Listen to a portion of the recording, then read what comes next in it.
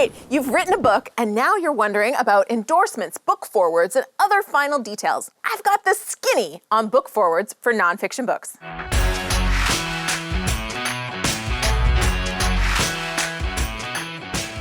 Hey there, I'm Julie the Book Broad, founder of Book Launchers, a fantastic company that helps entrepreneurs and professionals write, publish, and sell a nonfiction book that will grow your business and build your brand. First things first, let me just get this out of the way. There's absolutely no reason to pay someone to write a foreword for your book. And if you don't have anybody famous to write your foreword, your book is not doomed. Let me repeat, your book is not doomed. Most books do not need a foreword. It's kind of like the video I shot on the book award scams to watch out for. Don't worry, if you haven't seen that video, you can watch it afterwards. I'll put a link below. Paying someone to write your foreword isn't going to give you a good return on investment. I know some names out there that happily sell a foreword as part of their book publishing package, and they've written hundreds of very similar sounding forewords, and it's not worth it. Hopefully you get the picture. So here's to the important stuff. What is a book foreword? It's an introduction to your book and to you, the author, and it's written by someone other than you. It does give you, the author, status and credibility if the foreword is written by a big name and they know you personally. For example, if you've written a book on entrepreneurship and Tim Ferriss writes your foreword, or if you have a book on social media and Gary Vee writes a foreword, or a book on environmental tech and business and Elon Musk, well, pre-pot smoking Elon anyway.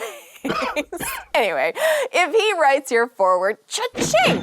This is a great way to establish credibility and get attention for your book. If the person writing the foreword has worked with you or can share a cool story that shines a really positive light on your work, your expertise, your message, or even the industry and the context with which the reader might benefit from knowing what's going on in the industry around your book, then it gives more background than a basic bio or book description ever could, and that adds a lot of value. If you can't get a foreword to accomplish these objectives, it's really just wasted space at the start of your book that should be used to showcase the juicy stuff your reader needs to know to decide to buy it. Remember, the first 5% and first 20% of your book are viewable to a reader without purchase online. So make it content that sells your book. Here's the thing, you can ask total strangers to write a foreword, but that's a tough sell. It's much better to approach them to endorse your book with a blurb.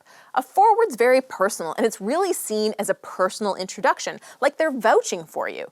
It's why it can be really powerful from the right person, but it's also why it's really tough to get someone to do it unless you pay them, or you have a long-standing relationship with them. The big question, what if the book is not done or they're too busy to read my book? The person writing the foreword doesn't have to read your book. It's more like they're introducing you and your work to the world. So if they know you, it's really about that and not so much about your book. Essentially, you need someone to share who you are to them, why you're unique and someone they respect, and hopefully they're able to relate this back to the subject matter of your group and why they believe the reader is going to benefit from learning about you and your perspective on this subject. That's the essence of what the foreword should be and what they're talking about. They don't need to read the book to do that. And it doesn't need to be very long. We're looking at 2 pages in a book, so less than 500 words ideally. So let's recap what we learned here today. Number 1, don't pay someone to write a foreword. Number 2, a foreword should introduce you and the subject matter to a reader with a personal introduction